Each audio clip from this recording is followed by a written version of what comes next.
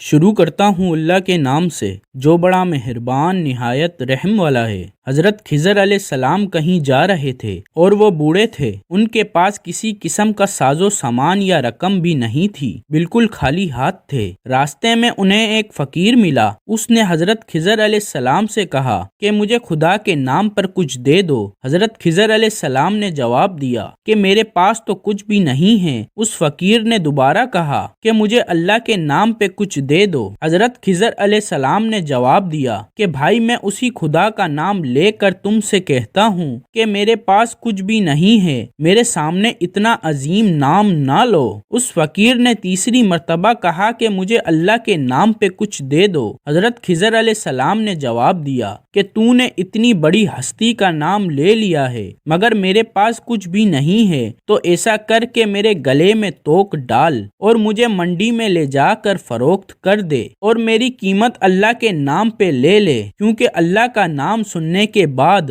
میں تجھے خالی ہاتھ نہیں لوٹا سکتا۔ اس فقیر کو کیا پتا تھا کہ یہ اللہ کے برگزیدہ نبی حضرت خضر علیہ السلام ہیں۔ بہرحال اس نے کچھ پوچھے بغیر ان کے گلے میں توک ڈال دیا اور منڈی لے گیا۔ وہاں جا کر اعلان کرنے لگا کہ اس بوڑھے کو خرید کر کون اپنا غلام بنائے گا۔ منڈی کے خریداروں میں ایک بوڑھا آدمی بھی تھا۔ اس نے اپنے دل میں سوچا کہ یہ شخص تو بوڑھا ہے، کام کرنے کے قابل نہیں، اگر کسی اور نے اسے خرید لیا تو اس سے خوب کام لینے کی کوشش میں اس پر ظلم کرے گا، لہٰذا اسے میں ہی خرید لیتا ہوں۔ چنانچہ وہ آگے بڑھا اور اس نے اس بوڑھے غلام حضرت خضر علیہ السلام کو خرید لیا اور اپنے گھر لے آیا۔ حضرت خضر علیہ السلام نے اپنے آقا سے پوچھا کہ جناب کوئی کام بتائیے تاکہ میں اسے کر دوں۔ اس نے کہا کہ آرام کرو، کوئی کام نہیں ہے۔ بہت اصرار پر اس نے کہا کہ اس کونے میں جو پتھر ہیں انہیں اٹھا کر حویلی کے دوسرے کونے میں ڈال دو۔ آقا نے سمجھا کہ غلام بوڑھا ہے، ایک دو پتھر اٹھانے کے بعد تھک جائے گا اور آرام کرے گا، اور یوں کئی دن اس کو اس کام میں لگ جائیں گے۔ کچھ دیر بعد وہ آقا واپس آیا تو سارے پتھر حویلی کے دوسرے کونے میں پڑے تھے۔